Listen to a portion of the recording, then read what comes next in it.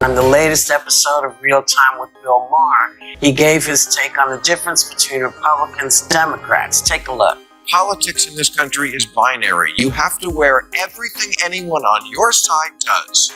Republicans are the party of don't wear masks, kids in cages, lock her up, and Democrats are the party of every hypersensitive social justice warrior, woke story in the news. I think clarify, she's probably been put in there because according to Donald Trump, she's a 10. You know that's what it is. Whoopi attacks me on a regular basis. She says stupid shit on a regular basis. They just happen to coincide. Right. Can I just say that? I had on last week. After Bill Maher totally owned Joy Behar, the internet is erupting. A lot of people are applauding Maher's savage roasting of Behar, saying it was long overdue for someone to put her in her place.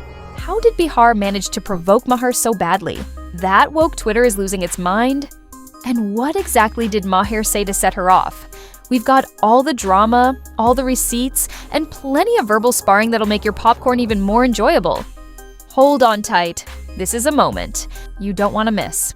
But first, let's check out this video of Joy Behar making some seriously questionable statements. I think clarify, she's probably been put in there because according to Donald Trump, she's a 10. You know that's what it is. I want to be clear, though, it's not her first job. It was her first press briefing. She worked in the previous one. Since you've probably already seen the footage, we won't bore you with it. But, as the usual drama on The View goes, Behar is basically mocking Caroline Leavitt's intelligence. According to her, Donald Trump only chose Leavitt as the new press secretary because of her size 10. In Joy's world, it seems like qualifications are measured by dress sizes. Ironically, despite Behar's decades of spouting nonsense and ridiculous beliefs, no one's ever questioned her credentials. Even when Alyssa, her co-host, tried to remind Behar of Leavitt's actual qualifications, Behar decided to fire back. This, of course, sparked Bill Maher's fury. And here's his legendary response. But isn't it interesting that it's wrong?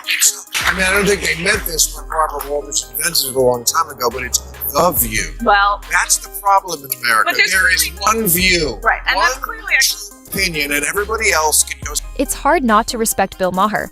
He tells it like it is. Maher points out a glaring flaw in the whole The View perspective. The name alone says it all. It's not views or a variety of opinions. It's The View, as if their take is the only one that matters. What about the opinions of everyone else? There's no room for logic or truth in their world, and certainly no praise for anything outside. Their narrow perspective. Joy Behar, of course, leads the charge to silence anything that doesn't align with the mainstream narrative. Even in their own little echo chamber, Behar can't accept that Alyssa Thera Griffin has a different opinion about Caroline Leavitt's role as press secretary. To disagree with Joy isn't just an error, it's outright sacrilege in her universe. Politics in this country is binary. You have to wear everything anyone on your side does. Republicans are the party of don't wear masks, kids in cages, lock her up, and Democrats are the party of every hypersensitive social justice warrior, woke story in the news. They're the party that disappears people or tries to make them apologize for ridiculous. Maher isn't just calling out Joy Behar, he's taking aim at the Democratic Party as a whole. And honestly, he's got a point. If Caroline Leavitt's brilliance, poise, and eloquence were being celebrated, we'd likely hear extravagant statements about her being the future of America. But all that's overshadowed now that Trump has chosen her. Instead, the focus has shifted to her dress size, because apparently intellectual depth isn't what The View is about. If anyone else were to connect a woman's accomplishments to her appearance, Behar would be having a meltdown, accusing them of sexism and demanding a public apology. But when it's her side making these judgments, crickets. It's not just Maher who's called out Behar's blatant hypocrisy. Greg Gutfeld had his own take on Behar's theatrical antics, shedding light on how her actions play out in the most self-serving way possible. Is she really a 10? We'll be right back. Joy Behar calls her a 10. I mean, how dare she objectify a woman with a sexist rating system, but it's such a typical thing from a 1.5. Gutfeld's takedown was absolutely brutal, and honestly, he's spot on. Joy Behar definitely objectified Caroline Leavitt, reducing her success to her appearance, suggesting that women can't thrive unless they're Democrats. Let's face it, if someone had made similar comments about a left-leaning woman, Behar would have lost her mind, accusing them of sexism and demanding their cancellation.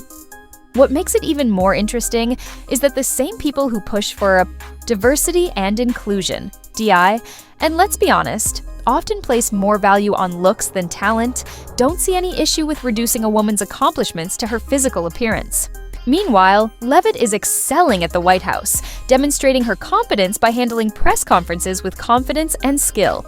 But instead of acknowledging her talent, Behar resorts to petty insults. Could it be that Behar is simply jealous? Gutfeld certainly thinks so. According to him, Behar is 1.5 light years away from a 10, and perhaps that's the real reason she went after Leavitt. A recent journalist-backed theory seems to back up what many have suspected. Behar might just be consumed with jealousy. Caroline. Leavitt is working for the most powerful president in the world, while Joy Behar is still yelling over the laughter of her co-hosts on a daytime talk show. Behar seems to think that Leavitt doesn't deserve such a high-profile role because, according to her, experience only matters when it suits Behar's narrative. But here's where Behar conveniently misses the point. Age is secondary to intelligence, skill, and, dare we say it, competence. Leavitt has all three, and that's clearly what irritates Behar. If Behar were a liberal 25-year-old, she'd likely be hailing Leavitt as a trailblazer for young women. But since Leavitt dares to think for herself, she's reduced to nothing more than her looks. Could it be that Behar is just bitter that her resume didn't land her a job at the White House, where she'd have been running press briefings, or at least answering phones? In case you thought this was all exaggerated, remember how Behar recently labeled people sexist for not liking Kamala Harris's laugh? Yes, you heard that right.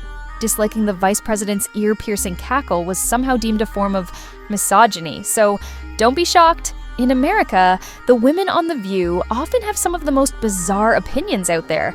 It's almost become their brand at this point. Sometimes we can't help but wonder if The View just throws out these strange claims without any real evidence. I mean, if you don't like the way a woman laughs, how does Behar jump to the conclusion that it's because you're afraid of women? That logic is not only unscientific, it's completely out of left field. Did she just string together random words and hope no one would question it? Ben Shapiro's criticism of her absurd comments actually makes sense. He pointed out that people disliking Kamala Harris's laugh isn't some deep-seated sexism or fear of women. She just laughs loudly and heartily. It's not a massive conspiracy against women, it's just an awkward, unpleasant chuckle that might catch you off guard. But of course, the woke crowd refuses to accept such a simple truth. They have to turn everything into some form of ism, sexism, racism, you name it. If you don't support their chosen individuals in every way, you're the villain. Don't, like a laugh, misogynist, criticize a policy, prejudiced, prefer black coffee, white supremacist. It's all part of the same absurd playbook. They assign a woke-approved label to any grievance, no matter how ridiculous, just to silence criticism and push their agenda forward. If they were ever forced to actually face their own ideas, everything would start to fall apart. And once again, Joy Behar proudly exposes her ignorance for the world to see, while Michael Knowles calmly dismantles her nonsense. Trump may have won the election a few months ago, but Behar and the Democrats are still stuck in the 5 stages of grief, never managing to move beyond denial. Right now, they'd rather rewrite history than face reality. They'll cling to conspiracy theories, ludicrous accusations, or even attempt to hold a seance to retrieve Hillary's emails just to sabotage Trump's monumental victory. But when they try, they're quickly exposed by people like Bill Maher and Michael Knowles for their glaring hypocrisy. You'd think they'd learn after so many public embarrassments. Yet, The View continues to lack any self-awareness. And then there's the recent jaw-dropping moment with Megyn Kelly, who unleashed a vicious assault on Joy Behar. Behar was reportedly so upset after hearing about Trump's conviction that she had an accident in a Costco. Yes, you heard that right.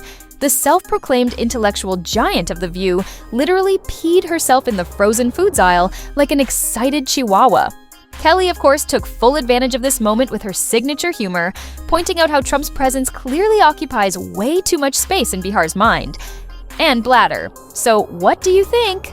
Drop your thoughts in the comments below.